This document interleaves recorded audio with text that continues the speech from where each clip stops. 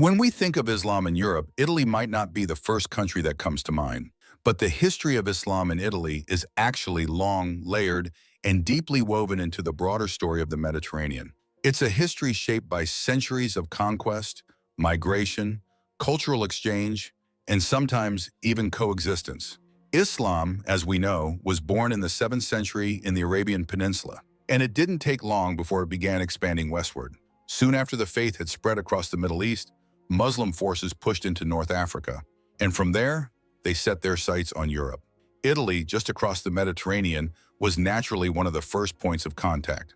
In those early days, around the 7th and 8th centuries, Muslim traders, travelers, and raiders began reaching the southern coasts of Italy. It was Sicily in particular that became the main focus. Thanks to its location, the island became the gateway for Muslim expansion into the region. Then, in the year 827 AD, a significant chapter began. Muslim armies from Ifriqiya, what we know today as Tunisia, launched a campaign to conquer Sicily.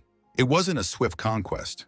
In fact, it took about 75 years of battles, negotiations, and sieges before the island was fully under Muslim control. But by 902 AD, Sicily had become a Muslim-ruled territory, and its capital, Palermo, transformed into a thriving multicultural hub. Under Muslim rule, Palermo grew into one of the most important cities in the Mediterranean. It was famous for its trade, scientific advancements, and beautiful architecture. Islamic influence could be seen everywhere, in the way the cities were built, in the words people spoke, in the systems of irrigation used in agriculture, and in the libraries filled with knowledge from across the Islamic world. But Sicily wasn't the only region touched by Islam. Muslim forces also carried out raids and short-lived occupations in southern Italian regions like Calabria, Apulia, and even as far north as Naples and Rome. In fact, in 846, they even managed to raid the famous St. Peter's Basilica in Rome. Still, unlike Sicily, these areas never fell under lasting Muslim control. The golden age of Islamic Sicily began to fade in the 11th century, when the Normans, Christian warriors from northern Europe, set their sights on the island. Beginning in 1061, they launched a gradual reconquest, and by 1091, Muslim rule in Sicily had officially come to an end. Yet, in an interesting twist, the Normans didn't immediately suppress the Muslim population. On the contrary, they initially allowed Muslims to continue practicing their religion, hold government positions, and contribute to the cultural life of the island. It was a rare moment of tolerance in medieval Europe, but it didn't last. Over the next few generations, the policies grew harsher. Muslims were forced to convert, leave, or face persecution. By the 13th century, most Muslims had either been expelled or had fled Sicily altogether.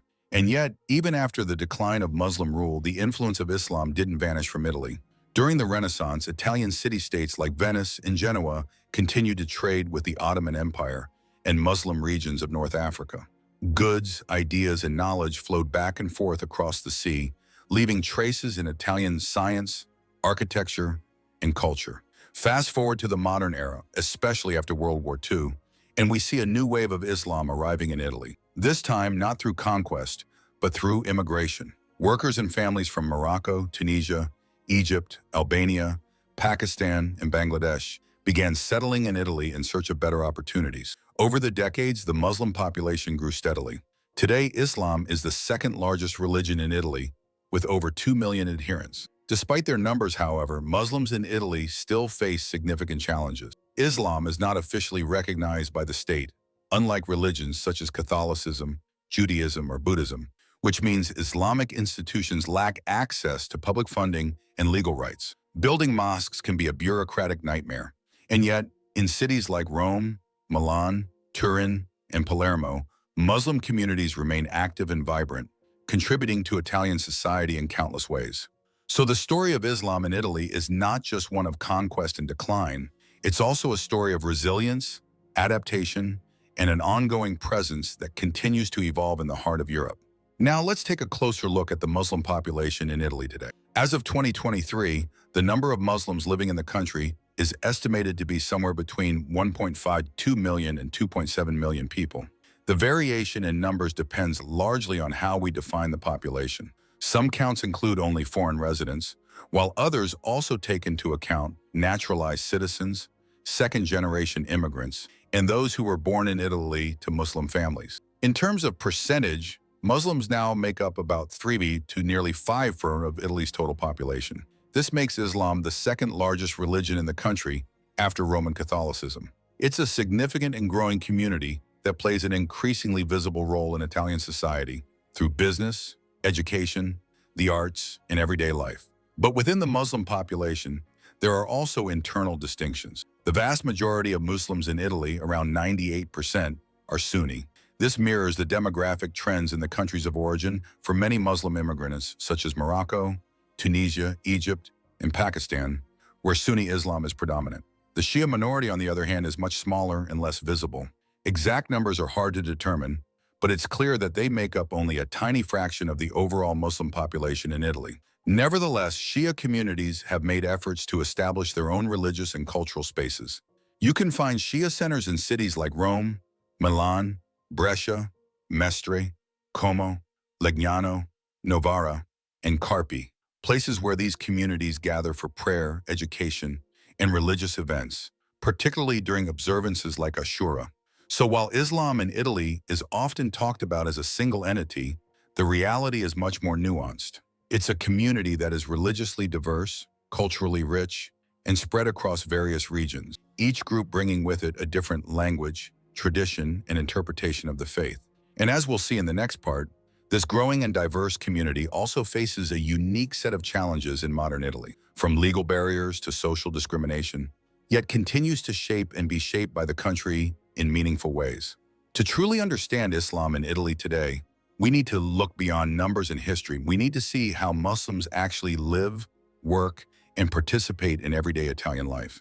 And the truth is, the Muslim population in Italy is incredibly diverse, shaped by different cultures, professions, languages, and regional influences. Their daily lives reflect a unique balance between integration into Italian society and the preservation of their religious and cultural identity. Many Muslims in Italy are engaged in all kinds of jobs. You'll find Muslim entrepreneurs running local businesses, others working in service industries like restaurants or transportation, and many in skilled trades. But there's also a strong push toward education, especially among younger generations who were born or raised in Italy. Take Amina, for example, a 21-year-old Italian-born woman of Moroccan origin. She's currently studying modern languages and cultures at university and is fluent in 5 languages. Her story isn't rare. It's part of a growing trend of young Muslims striving to carve out their place in Italian academia and professional fields like medicine, engineering, and IT. When it comes to religious practices, observance varies from person to person. Islam remains a minority religion in Italy, with around 2.3 million followers as of 2023, but not all Muslims practice in the same way. In fact, surveys suggest that only 5 to 10% of Muslims regularly attend Friday prayers at a mosque. One of the reasons for this is a limited availability of official mosques.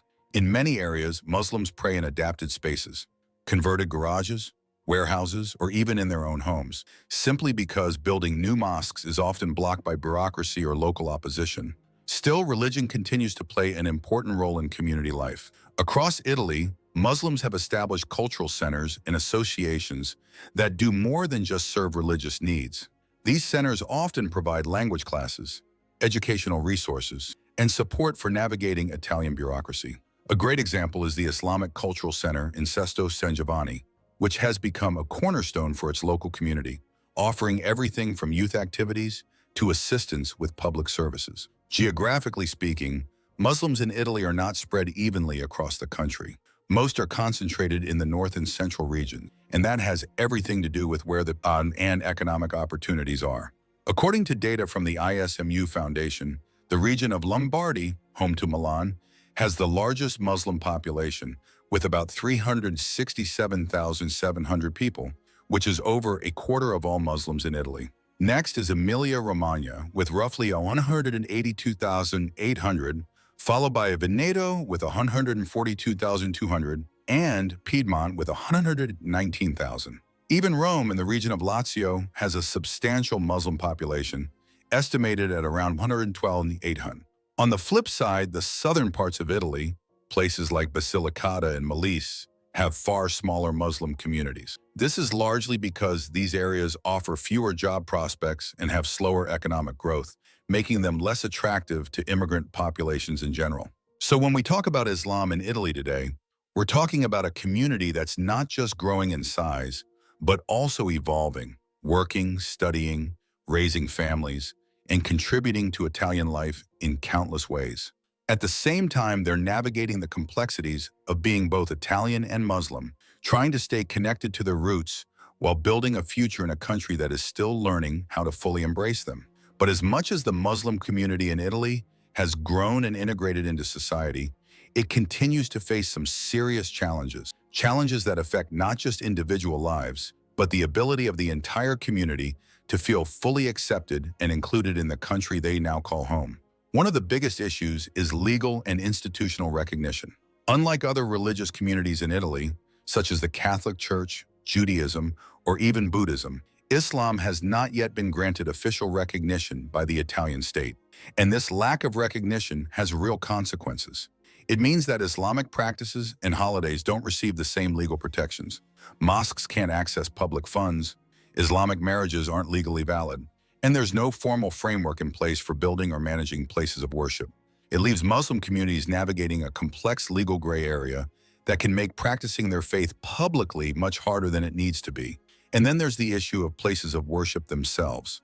Building mosques in Italy is notoriously difficult. Local governments, often influenced by political pressures or public opinion, regularly impose restrictions on new mosque construction. And in the absence of clear national legislation, many Muslim communities have been forced to use garages, basements, or other improvised spaces just to gather for prayer. In some regions, there have even been proposals to ban the use of these informal spaces altogether, a move that would leave entire communities with nowhere to worship. Discrimination in the job market is another serious problem, especially for Muslim women who wear the hijab. Studies and reports consistently show that Muslim women face extra hurdles when it comes to finding work. They're more likely to be passed over in hiring processes and often experience bias once they're in the workplace. As a result, many are underemployed or unemployed even when they're fully qualified and educated. But it doesn't stop at the workplace. Across Italy, Muslims report experiences of racism and Islamophobia in other areas of life. 2. Whether it's in schools, when looking for housing, or even in public services. The portrayal of Muslims in some media outlets and political discourse hasn't helped. When negative stereotypes are repeated again and again, they shape public perception. And for Muslims, that often translates into a feeling of being constantly viewed with suspicion or of being treated like outsiders, no matter how long they've lived in Italy or how Italian they feel. Then there's the more subtle but equally difficult issue of cultural integration. For many younger Muslims, especially those born and raised in Italy, there's a constant pressure to assimilate. They're trying to strike a balance between staying true to their cultural or religious identity and fitting into the broader Italian social fabric. That tension isn't always easy. In some tragic cases, it's even led to generational conflicts within families, like the case of Hina Salim, a young woman murdered in 2006 by her relatives in a so-called honor killing. Her death shocked the nation and highlighted just how deep these cultural struggles can run. All of this unfolds against the backdrop of a shifting political climate. In recent years, the rise of populist and far-right movements has influenced national conversations around immigration, religion, and identity. Some politicians have called for laws banning the use of prayer spaces or restricting religious attire.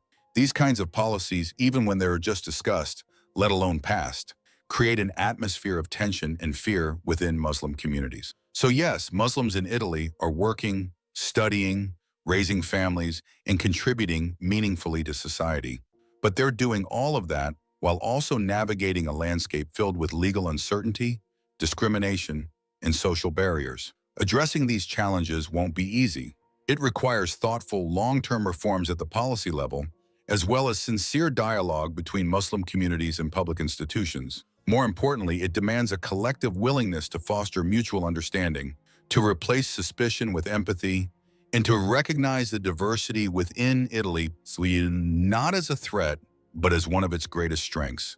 If you found this video insightful, don't forget to like, share, and subscribe for more deep dives into important cultural and social topics. Islam in Italy is more than just a headline. It's a living story of history, resilience, identity, and hope. We'd love to hear your thoughts. What surprised you the most? Do you think more should be done to support religious diversity in Italy? Drop a comment below. Your voice matters. And if you believe in building bridges through knowledge, hit that share button and let others learn too. Thanks for watching, and see you in the next one.